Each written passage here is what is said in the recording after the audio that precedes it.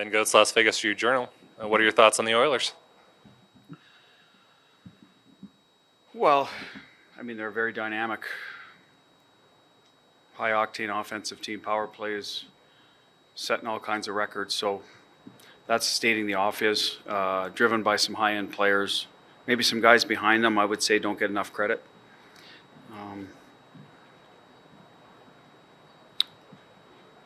So, I mean, if you're going to beat the Oilers, you got to find a way to slow them down at some point, limit those chances, score yourself, because you're not going to never keep those guys right off the score sheet. So that's the challenge in front of us. So having said that, I think during our Winnipeg series, I felt we got better and better defensively as the series went on, limiting chances. And if you take away the last 8 minutes with the goalie out, I thought the last few games were really good at. Game 4, Game 5, we're defending, we're reloading, all the necessary things that are going to come in handy against, not handy, are going to be required against Edmonton. So those are drilled into our game during the year, and we found them again in the series against Winnipeg. So that's the good news, is it's very fresh and current in our players' minds, and that's how we're going to have to play. Danny Webster, Las Vegas Sun, you just touched on how well you guys played defensively in the first round. So how important is it for when you get those transition opportunities, because you're going to spend a lot of time trying to slow them down in their zone? How important is transition play going to be in this series? Well, I think for us all year, a lot of our offense came from neutral zone takeaways, neutral zone defense, protecting the house, and if teams got caught low or made no-look plays to the slot, we had numbers, we transitioned well. Our D would get going. We're a good rush team. That's how we generated a lot of our offense. It wasn't just breakdowns by the other team. It was probably what we did to get the puck back that fueled our offense a lot. So that'll be in play again too if we check well. If you check well, you frustrate. And when teams are frustrated, they maybe do things they wouldn't normally do, or lose patience, etc. And that's where we got to be good on coming back the other way, which we have been. We scored well against Winnipeg. First game, I'm going to take out the first game for every facet of our game. We weren't good enough. That's an area we're going to have to improve. Obviously, our start to the series, but after that, a lot of our game was in order, and certain parts of it got better. We had some blips, but to go to your question, that part of our game was solid and should be there against Edmonton if we're playing like we're supposed to. Jesse Granger with The Athletic. You've mentioned quite a few times how much you like to trust all three defensive pairs and kind of use them interchangeably. I'm curious, like your top two pairs, how differently do you view their strengths and just the style of the way they defend? Not a lot. You got Naber, who's a big body. Petro's a big body. You got Theo, he's not small, but he's more the transition guy, which is obviously Petro's strength as well. And Marty is not as big as Naber, yet takes care of a lot of what Naber does. You sort of see they're different sizes, but Naber's more like Marty, I think, in terms of what they contribute to the pair: defensive stoutness, blocking shots, being the defensive anchor. And Petro and Theo are more the offensive guys and the puck movers, guys are on the power play. So you got one of each in each pair. And I think they can be interchangeable in matchups too, because you have one in each pair, right? So I think that's the advantage, and you have some grit in each one, some ability to join the rush in each one, because you're always thinking of that. The way the game is now, you need to be a 4-man attack at minimum to create a lot of offense consistently. So I don't know if that answers it, but for John, he's not from. We don't say Petro's got line 1 and Naber line 2. It can be interchangeable in the game. Especially coming out of special team situation, whoever's up. So that's what we like about them. They can both handle top matchups and always do.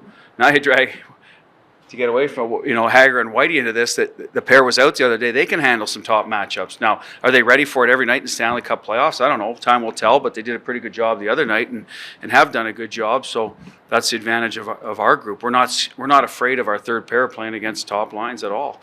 In fact, I think those guys relish it and probably deserve a little bit more, but they just happen to be stuck behind some good players too. Ken Volkieson in Vegas. A lot of people say, just stay out of the box and you've got a good chance against the Oilers. Do you feel that it's that simple, or is there more to it? I mean, they were 1 for 1, 2 for 3. I mean, if you take one penalty a period against a very good offensive team, you're probably playing fairly disciplined. To me, it's less about staying out of the box, and it's their ozone time. You got to find ways to keep them out of your ozone as best as possible. How is that? That's face-offs. Well, that's a tough one with Draisaitl right out of the gate. Entries. Well, now you got the fastest guy on the planet, so that's easier said than done. And clears. So that's where you got to make sure your clears go 200 feet when you get a chance to get it out. That's controllable. And the entries to a certain extent. You got to try to design something to make it harder for them to get in. So I think that's how the best chance you have against their power play. Yes, staying out of the box. And we are the least penalized team in the National Hockey League, so I anticipate we will stay out of the box against them. Against Winnipeg, we were very disciplined, didn't take a lot of penalties, so that should not change. So I don't anticipate us killing a lot of penalties. On the flip side, they don't always need a lot of opportunities, so that's where we got to be good. Bruce Schoenrock from NHL.com. Obviously, you pay attention to the game. You're a student of the game. You like it a lot. It's 1 versus 2. You could say I love it, Sean. I love it. Okay. I didn't want to put words in your mouth. But it's 1-2 from the 2015 draft in this series. Anytime you have that kind of matchup, there's a little bit of uniqueness to it. These guys had to wait a long time for that to happen. As somebody who loves the game, do you get a little charge out of finally being able to see a matchup like this on such a big stage? Yeah, I mean, I think obviously, Connor is on his own. That's no disrespect to Jack or the number one the next year or the previous year. He is just, Draisaitl might be the guy that would have to say something about that, and he's right beside him. So, yes, it's good for Jack. It's great for Jack to have an opportunity to play against the best. I think where Jack is right now, he wanted to play in a playoff series, period. So we got that under his belt. Now he's got a little momentum. So I think that's the next challenge for him. Okay, I may be matched up against one of their elite centermen, or when they're both on the ice at the same time. Now we have Stevenson, we have Carlson, so we're lucky in that regard. We have a lot of good centermen that should be able to match up and check well.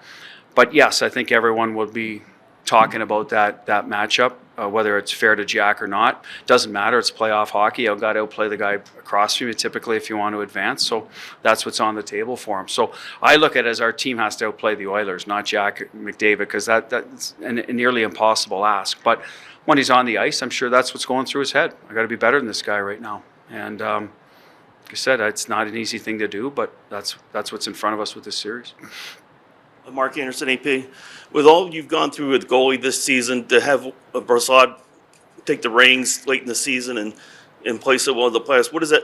How important was that as far as you don't have to worry so much anymore that position? Well, what we worried about was God, we've had a lot of injuries at that position. We're going to have another one. I don't think we're truly worried about who was in there when they were healthy. That's the good news. We weren't closing our eyes and they all played well. So it was the problem keeping them healthy was our challenge and their challenge. So it's nice to have a consistent guy in there, yes, every night, but it didn't bother us, as I said, in the regular season. We came to the rink knowing there was at least one or two healthy guys and we'd be okay.